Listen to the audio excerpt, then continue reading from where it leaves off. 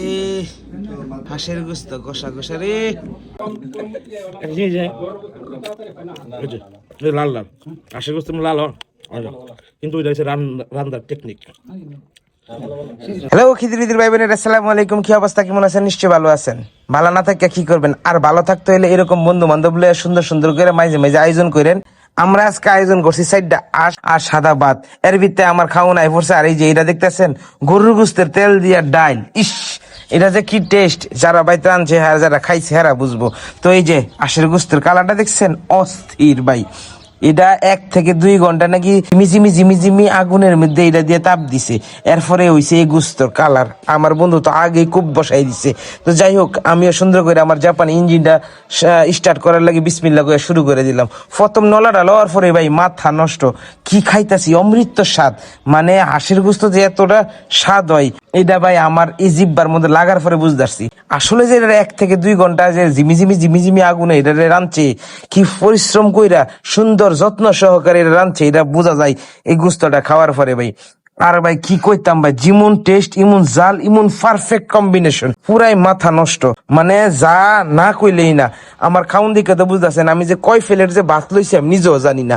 এই যে একটা অবস্থা, হাঁসের গুস্ত এটার যে কি একটা কম্বিনেশন, এটা যারা খাইছেন হেরাই বুঝবেন, আর যারা খাইছেন না হেরা কোনোদিনও বুঝবেন না। বাইরে এই জিনিস বাইত্রাইন্দা খাইন, বাড়ির রান্দার মতো বাইরের রান্দার মধ্যে বহুত পার্থক্য।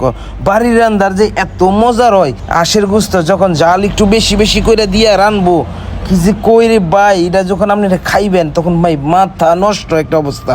আর ভাই কি কইতাম, এত কইতে আমার আর ভাল লাগতেছে না। আর অতএব যারা যারা আমার খাওয়া দিকে রুচি উঠছে, হেরা বাইত আজই সিনাই আস আর ভাতিয়াস আর রাজাস যাই যেটা পারেন একটা আসাই না সুন্দর কইরা আইনা জবু কইরা, তারপরে সুন্দর করে এটা ময় মশলা দিয়া জাল একটু বেশি দিয়া তারপরে এটা রাইন্দা লাইবেন ঝিমিঝিমি আগুনে। মোটামুটি 1 থেকে 2 ঘন্টা জাল দিবেন, দেখবেন যে আঁশের আড়াডির ভিতরে যে ক্যালসিয়াম গুলো আছে, যে রসগুলো আছে, সব জায়গায় সব রসগুলো ঢুকে যাবো গা। আপনি যখন চুমুক দিবেন, আড্ডির যখন কামড় দিবেন, তখন চারিদিকে দেখবেন যে মুহের মধ্যে রসগুলো সরে যাবো গা। কি যে টেস্ট, এটা আপনারা কইয়া বোঝা যেতাম না। তবে এই আঁশের গোস্তরা যে বাবি রাঁধছে, সেই বাবির অসংখ্য অসংখ্য ধন্যবাদ। সেই বাবি যেন আরো মেলা দিন বাচ্চাতে আর এরকম খাওন যেন রাইন্দা আমারে খাওয়াই, বা আমার বন্ধু বান্ধব যারা আছে এরা খাওয়াই।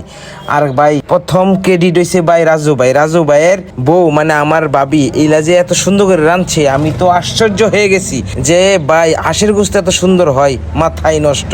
এত সুন্দর করে রাঁধছে যা বলার মতো না ভাই। কি কইতাম ভাই, খাইতে খাইতে ভাই পেট ভরে লাইছি, তারপরও ভাই রুচি শেষ হয় না। আর আপনারা কি কইতাম, আমার খাওন দিকে বুঝতেছেন, আঙ্গুল মাঙ্গুল 4টা প্লেট মিলে 4টা একবারে যা আছে সব ফিনিশ করে লাইছি। আড্ডিটা কি নরম, এটা আপনার দেখাই